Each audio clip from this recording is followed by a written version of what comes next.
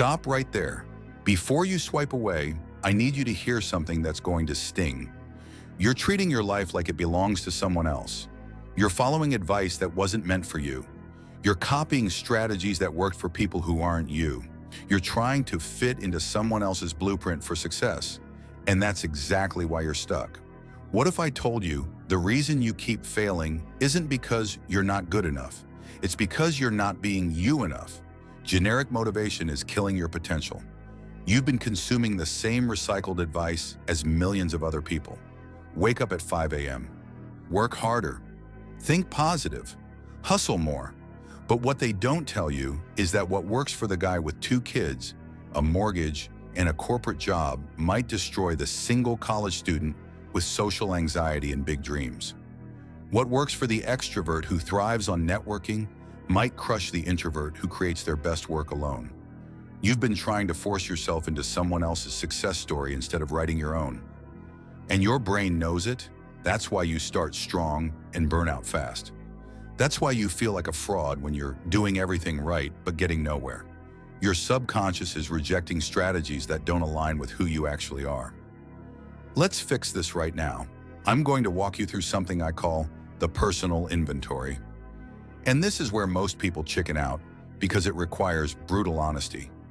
First question: what time of day do you naturally have the most energy?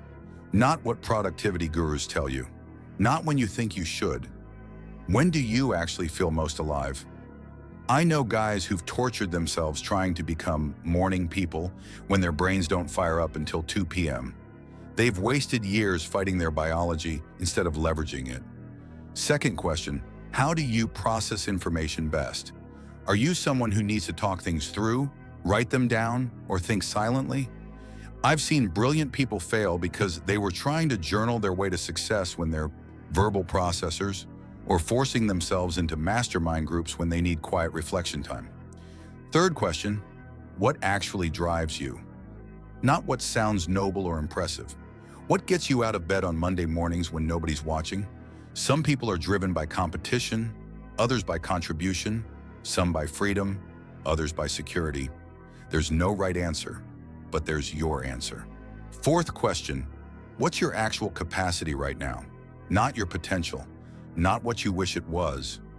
What can you realistically handle given your current circumstances, energy levels, and commitments? Most people set themselves up to fail by ignoring this completely. If you're already seeing how different this approach is from everything else out there, hit that subscribe button and turn on notifications so you never miss content that's actually designed for real people dealing with real life. Now we're going deeper. This is about understanding your personal energy patterns, because energy management beats time management every single time. Track this for 1 week. What activities give you energy versus drain you? And I'm not talking about obvious stuff like exercise is good, Netflix is bad. I'm talking about the subtle stuff. Does planning energize you or exhaust you? Does social interaction fuel you or burn you out? Does variety excite you or stress you out?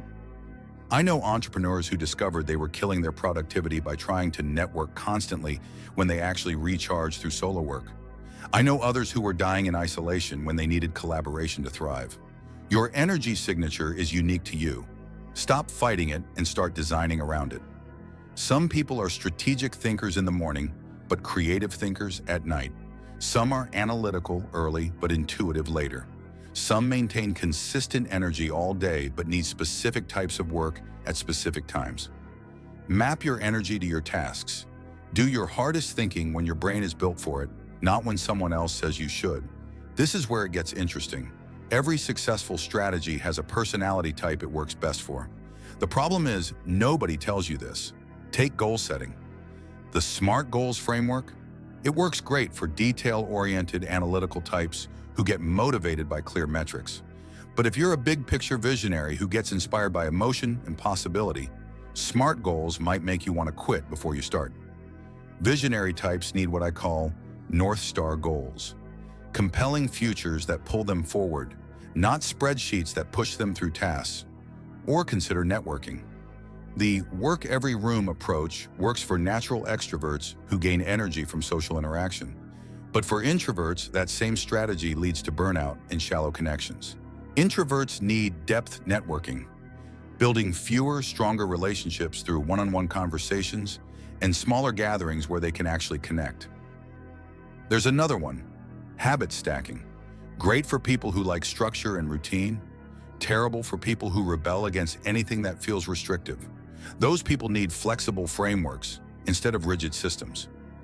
The point is, stop trying to force yourself into strategies that don't match your operating system. Let's crack your personal motivation code. This is about understanding what actually moves you to action versus what you think should motivate you. Some people are motivated by advancement, moving up, getting better, achieving more. Others are motivated by impact, making a difference, helping others, creating change. Some are motivated by autonomy, freedom, independence, calling their own shots. Others are motivated by mastery, becoming excellent, developing expertise, perfecting their craft. Some need external accountability and pressure. Others need internal drive and space. Your motivation style determines what strategies will actually work for you long-term.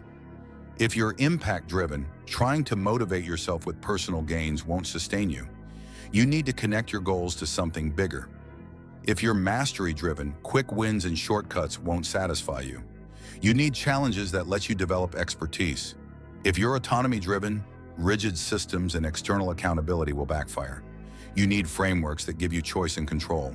Match your strategies to your motivation code, and everything becomes easier.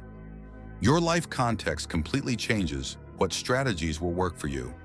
A single person with no dependence can take risks and make sacrifices that someone with a family can't. Someone in a stable job can approach goals differently than someone building a business from scratch. Someone with social anxiety needs different networking strategies than someone who's naturally outgoing. Someone dealing with health issues needs different productivity approaches than someone at peak physical condition. Your context isn't an excuse, it's data. It's information you use to customize your approach instead of fighting against your reality. I've seen people beat themselves up for not being able to hustle 80 hours a week when they're dealing with aging parents or young kids. That's not a character flaw.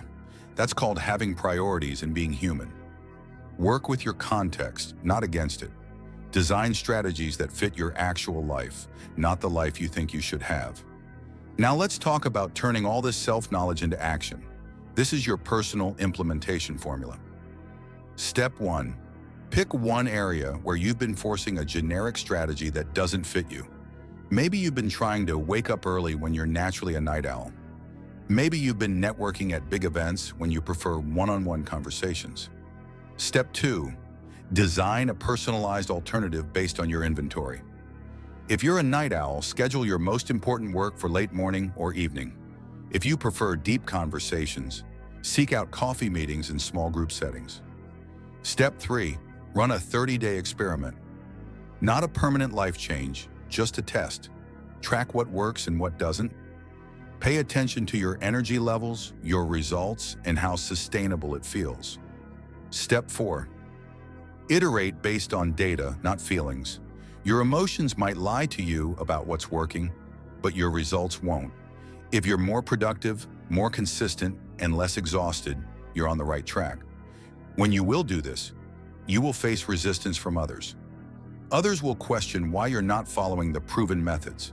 They'll suggest you're making excuses or being lazy. Your own brain will tell you that if it's not hard, it's not working. That's garbage. The right strategy for you should feel challenging but sustainable.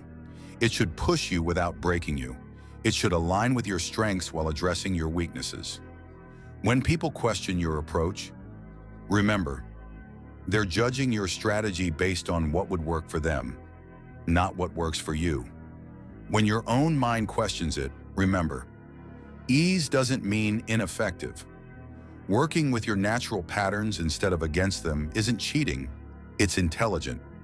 When you stop trying to be someone else and start being the best version of yourself is when you become unstoppable. Your strategies align with who you actually are. You stop fighting yourself. The internal resistance disappears. The motivation becomes natural instead of forced. You stop burning energy on trying to be someone you're not and start channeling all that energy into becoming who you're meant to be. People start noticing something different about you.